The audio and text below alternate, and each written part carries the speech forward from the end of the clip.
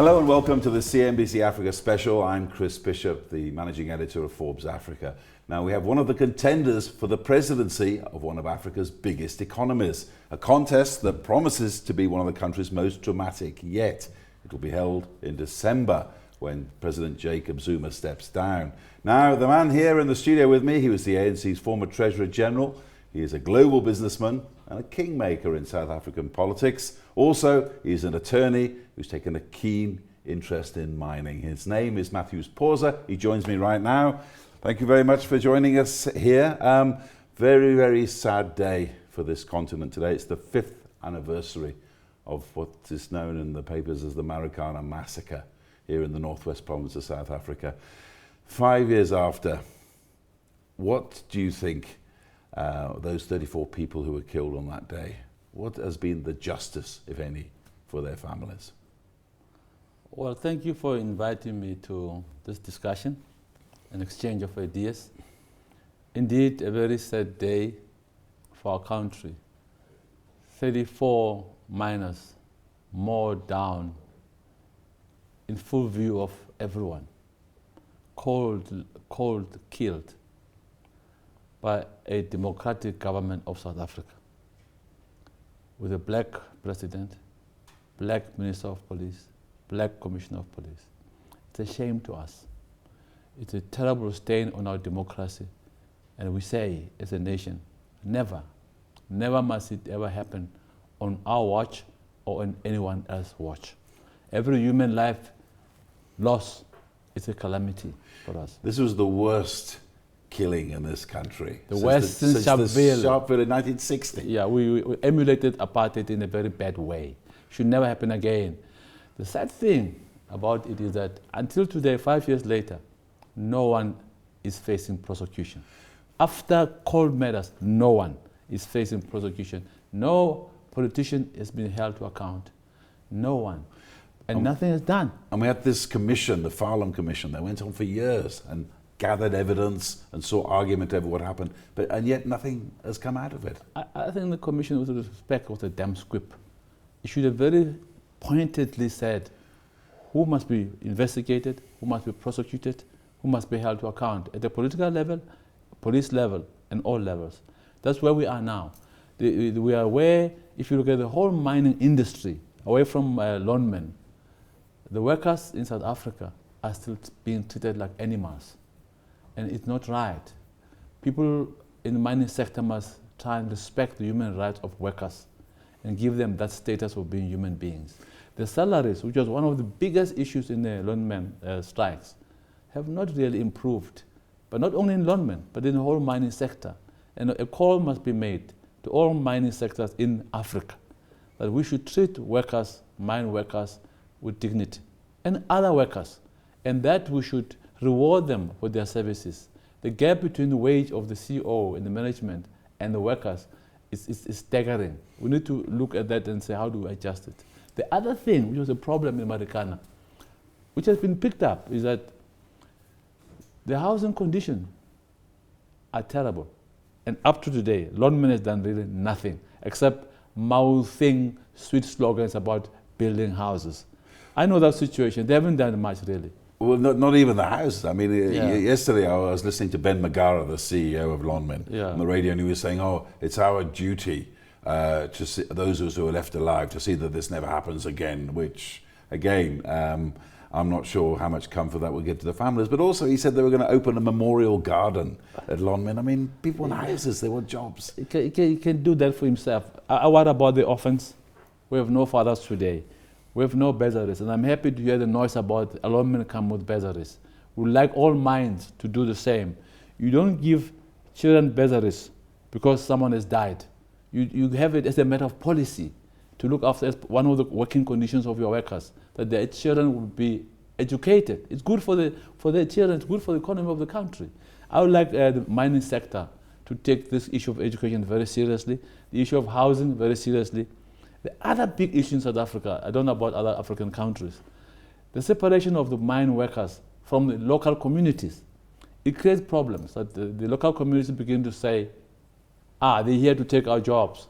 But you separated them. These are communities that must be integrated There must be social cohesion between the mine workers and the communities around the mines. Become one community, one, in this case, South African community.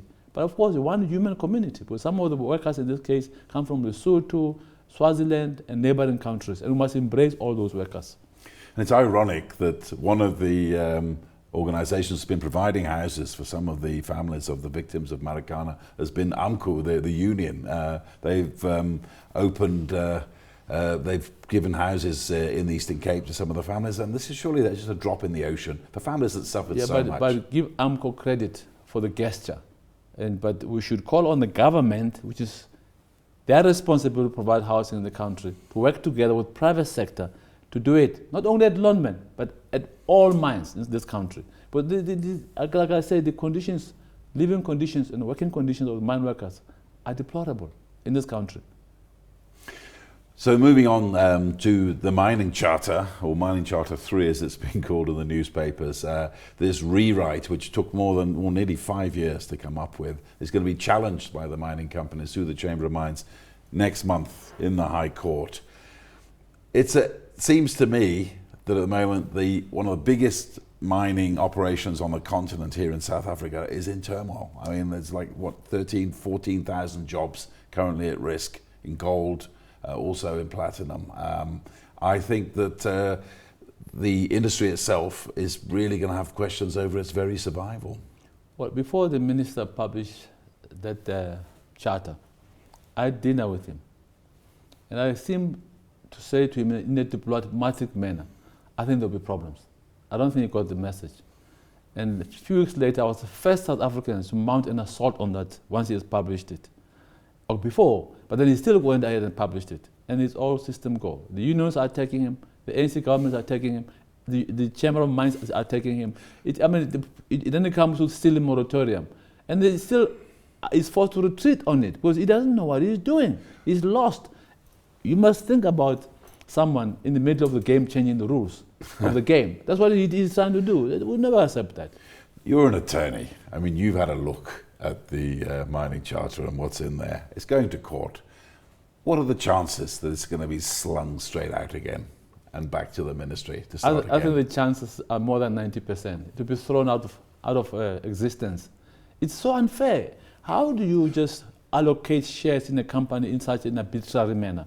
I mean, really, there's a law in this country. There's a rule of law. We're a constitutional state. There's a way you do things, there's a way we don't do things. I think that charter was cooked up somewhere in Dubai or somewhere.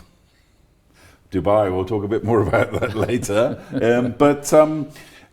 I mean, the one thing I don't get as well is the idea that 1% of turnover has to be given to black shareholders before any other shareholders are considered. I mean, under the Companies Act, surely that's illegal. You can't do that. All shareholders have to be the same. You can't allocate shares in a company. It's a private sector thing. It is a matter for shareholders to decide those issues. It's a dictatorship of the minister to try and say who must hold shares in my company or your company. I mean, it's not about black and white for me. It's about how good governance. That's what it is. And he's missed it. He's going to lose. Do you think he'll resign? Well, I wish he should resign. He should first withdraw the charter and not first face the humiliation at court of losing and fall on his sword and leave and go and do something else. There's so much to do in this life.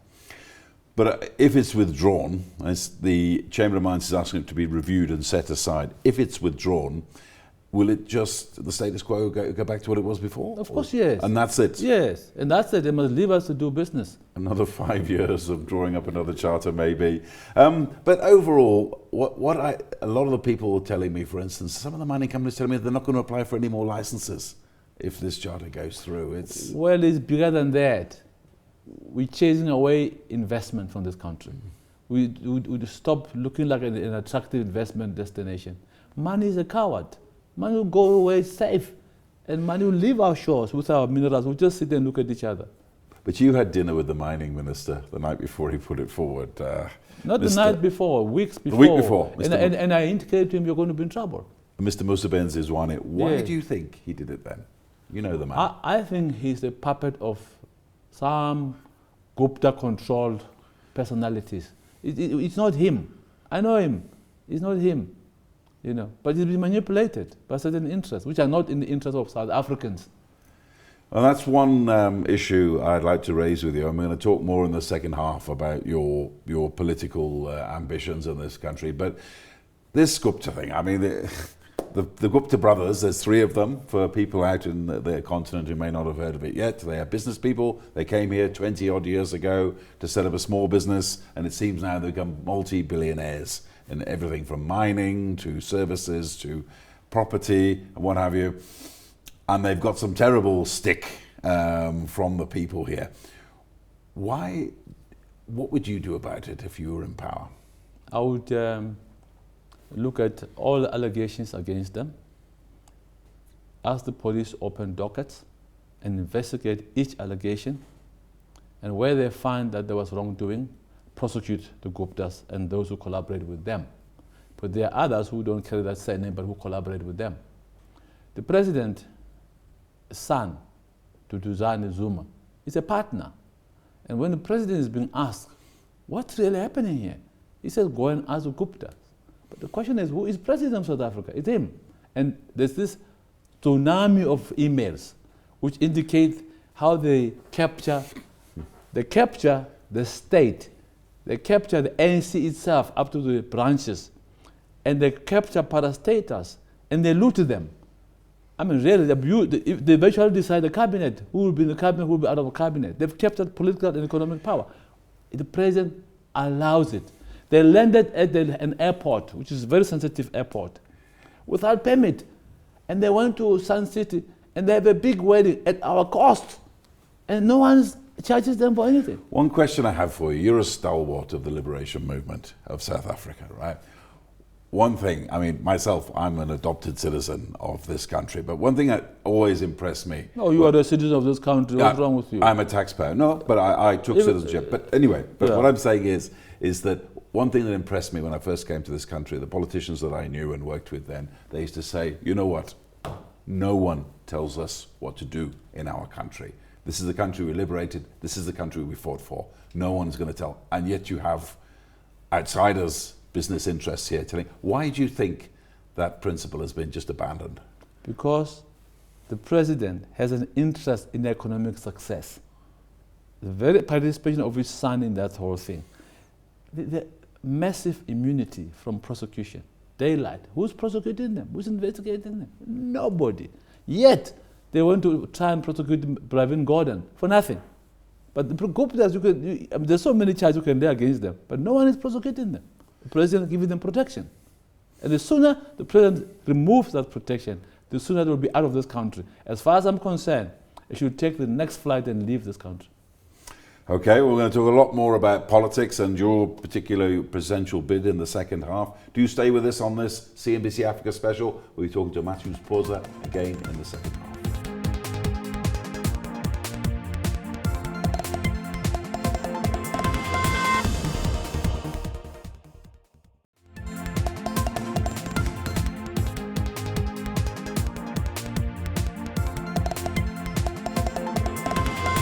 You're with the CNBC Africa special. I'm Chris Bishop, the managing editor of Forbes Africa. I'm with Mathews Phosa, politician, stalwart of the liberation movement, and now a candidate for president of your country, South Africa. I've got to ask you the question. A lot of people, like yourself, you know, you're a professional man in business. A lot of people would say, why are you going back into the trenches where it's going to be nasty and unpleasant for you and possibly it could do you a lot of damage? Why are you doing it? Let me tell you, as a young man, a professional, I look at my people. They were suffering, oppressed, and that made me to want to take a stand on the side of the poor and the oppressed. I took up arms. I forgot that I was a lawyer. I took up arms and joined with fighters in this country to liberate this country. We fought the struggle in the name of the people. The ANC, I was honored, sent me back as one of the first three to write the constitution of this country. I am a founding father of our constitution, and I'm proud of it. You asking me to stand by and watch the constitution be trampled upon. I will never do that. I'm coming in to intervene. And if you can look at the issues I'm raising, not any of the candidates is raising the issues the way I do. I speak straight language with the people in the street understand, because the issues don't require mumbling. They require straight talk. One, the president violates the constitution of this country. And the constitutional court rules against him. And then my leadership, National Executive Committee, decide that they will take collective responsibility for the crime. I will never do that. And it continued, the disconnect between the masses and the ruling party is disconcerting. And the shift from the values of the ANC and the principles of the ANC to something else, which we don't understand, a chimera, which is not the ANC which we know of Mandela, has evolved with all these negative things, embracing corruption. You want me to stand by and say, because I'm a lawyer, I'm enjoying myself in business, I must connive and become silent in the face of crimes being committed against my people. You're talking to the wrong person. I'm not going to keep quiet. That's why I'm back in this race. And that's why I'm raising the most difficult issues. But you must accept it's going to be a dirty fight that's coming up. And you're right in it. I grew up in politics. I've seen it all. I've been accused of plotting to kill Becky as the president of Australia. I remember that story. I've been accused of so many plots. I've survived all those accusations. But let me tell you, I'm a soldier. I'm a fighter. I live by the sword. I'll die by the sword. But how do you feel about that? I mean, you were cleared of those allegations nearly 20 years ago, and people still talk about it today. But I'm saying I've seen it all. So if you say it's going to be rough, of course, yes. Fish swim in water. That's my water. I have no problem. Were you surprised to get the nomination, though, from Kylie Cho a few weeks ago? Let me tell you, it's now more than 2 months. 2 months. I didn't want to stand. Yeah. No. And the guys came to me and said, listen, Andile Lili, a fighter who used to be chairman of the Sescona organization in Cape Town, which was very militant, I think still militant, said to me, we've looked at the candidates. We think you should stand. What do you mean I should stand? They said, we're going to nominate you public. Then they did that. Then there was this branch meetings and everything. They nominated me there. Then there was this groundswell in Western Cape. It went to Eastern Cape. Now it's all over the country. It's the branch of the ANC which pushed me to stand. I'm happy to respect their voice. I'm happy to win or to lose. I'm happy to stand for integrity. But how are you going to win back the trust of the people? I mean, the one thing, even I've noticed as a journalist here in the last 20 years, the kind of cynicism that's growing and the dissatisfaction and dismissing of politicians of this country who were once revered. Let's be fair. You look at that first cabinet of Mandela back in '94. They were there, people were still revered to this day. How are you going to win back the trust of people who've just had enough?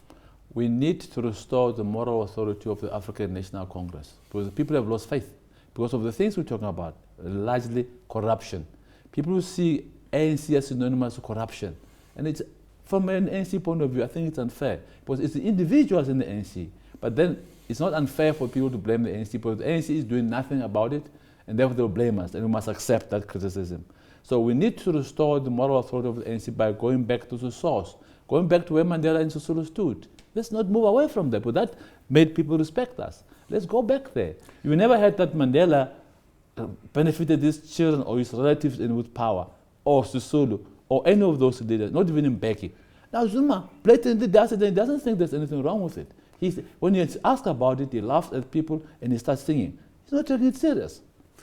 Now, back in 2012, you stood against Cyril Ramaphosa for the deputy president's job. Yes. A lot of people were surprised, but you lost quite heavily on that day. Really, realistically, what do you think your chances are? My chances are equal to any candidate standing. You saw the numbers there a few weeks ago. No one, and I came in late, no one thought I'll be where I am, and I'm very happy. And there's still a long distance to run. Cicero said in one of his books, only a fool predicts the outcome of an election. Please don't be a fool. Don't predict, wait. But just look at the people you're up against. You know, they're inside cabinet at the moment. Doesn't matter. They've got the levers of power. It doesn't matter. When Cyril won, he was not in cabinet. Yeah. He wasn't. I was not in cabinet too. So it doesn't matter. They can abuse the state platform, which they're doing. The president uses state platform to promote his ex-wife several times. And I think it's unethical. He must not do it. And she must say to him, don't do it. Cyril has not done that. Lindy has not done that. And the others have not done that. Let's level the playing field and engage each other on the issues. Not on the personalities, but on the issues. But what about the voters out there? Unemployment's at a 14-year high. People have got no money. People are angry. People are fed up. If you say to them, listen, I'm going to come and make it all right, they're likely to be very, very cynical about what you have to say, despite your long track record in the liberation movement. The people are entitled to be cynical because they've been betrayed in the past few years very badly by people who steal from them. I've never stolen anything. I've been a premier. Whoever can say I stole a cent. I put a record that I never stole a cent in government. And I'm very happy. I'm a businessman. I don't even would require a salary if I was in there, because I have got my own businesses. It's my choice. It's my choice. President without salary. Yeah, it's my choice. I could do that. I don't have a problem with that, because I've got businesses which run properly. But that's why I'm not in there for the money. I'm there to serve my people. I'm not there to steal from the people. And I think the money is there to serve our people. Well, speaking about money and serving the people, one of the great things you're going to come up against is the question of the parastatals. That's the state-owned enterprises of South Africa. A lot of them are losing a lot of money. A lot of them are being bailed out every year. A lot of people are saying, why don't they just privatize them or sell them off or both and have done with it for the taxpayers like me, for our sake. For the sake of your viewers and listeners, do you know that there are more than 700 parastatals? More than 700. About 37 we really talk about now and then. My view is, take out the emotions. Parastatals have been mismanaged. Government is not run them properly. Bring in private sector in the parastatal. So private sector holds about a percentage, but minority percentage, and government other percentage. But get private sector control in terms of management to run this parastatal efficiently. Then they will run efficiently. At the moment they're a mess. Because what's happening, you take money where it should be used for education, to give the poor free education. You feed these pigs, I call parastatals. They are pigs, because you just feed them every year and they become inefficient every time you feed them. It's like you're rewarding inefficiency and sometimes corruption.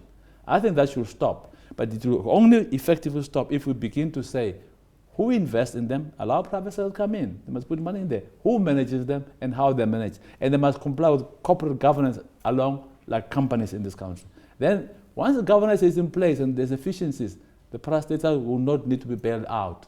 The government must not resist that honest request. But how can you clear out the rot that's built up in the last dozen years or so? I mean, it's a dozen years ago, if people talked about corruption in any particular government department, it was on the radio, it was a big story. It seems now that every department we seem to look at has some sort of problem. But, I mean, surely you can't fire... The rot starts at the top. Yeah. A fish rots from its head. And we should deal with that. And of course, we should say to ourselves, there must be consequences to wrongdoing in this country. That's the problem. There's too much immunity for wrongdoing. So we need to begin, people must see that there will be sanctions for wrongdoing. Then you will not talk about corruption. But another thing, I mean, I've worked a lot across this continent. I can tell you, down the years, I follow the news, and you've seen people being prosecuted, you've seen people being taken to court, and then you fly out the country, you fly back in, you see the same bunch of people sometimes prosecuting the same people who are prosecuting them. It becomes like a crisscross of investigations, and nothing actually happens. Yeah, because the system is rigged to ensure immunity. It's rigged to ensure no consequences to wrongdoing. And it's a wrong system that needs to be changed in order to restore the public faith. You know, at some point, what Africa saw is Rollins shooting corrupt politicians. I was shocked. I said, why does he shoot them? I never understood. But let me tell you, with hindsight, when I see what's happening in my country, I've got a certain measure of understanding why he did it. I know it's not what I believe in, but I understand. They steal from the poor. But would you ever seriously consider that, though, in this country? No, I wouldn't. I'm sorry, I don't agree with it, but I understand why he did it. He was so outraged. We're so outraged that the people will shoot us in the street, I tell you. But what would you do? I mean, you would use what, imprisonment? I would investigate them, prosecute them, and where they're found guilty, put them all in jail. Well, I will not shoot them, I'll put them in jail. Okay, well, I'm asking you to put your marker out there now. What would you do with the current president, President Jacob Zuma? I mean, would you, once he's left, was that be it goodbye, or would you look to press charges? Well, it's not me. President Zuma faces charges and is fighting in court, and I'm saying let the law take its course. We all citizens, no one is above the law. So that's the matter which could soon become sub judice if the charges proceed. And he must box those charges. It does not matter whether it's president or he's out of office. Those charges are not going to go away. They will follow him where he's going, unless I don't know what happens. And the DA is not going to give up, the opposition. They'll continue to push those charges. It's not because he's the president, because they believe that something wrong happened. But I'm saying, don't find him guilty before he's found guilty by the court. But the law must take its course. And just finally, we're coming to the end of the program now. Between now and the elective conference in December, where the successor to President Zuma will be decided, what will you actually physically be doing to try to push your case for being the next president? Well, I've already started doing that, to create awareness amongst the branches and delegates to the conference that I am standing, and I'm explaining what I'm standing for. And the issues are becoming clearer every day. That's why you're able to ask me questions. You know what I stand for. All South Africans know what I stand for. And then someone sent me an SMS saying, you speak our language. I stand for the grassroots. I stand for the poor. And I want to fight their fight and win that fight for them. And I'll be putting forward those difficult policy positions all the time until December. I'm not going to change. I'm going to continue to hit in the head, straight. Mathews Phosa, one of the candidates to be the next president of South Africa. Thank you very much for joining me on this program. That's all we've got time for on this program, this CNBC Africa special. From me, Chris Bishop, the founding editor of Forbes Africa, it's goodbye.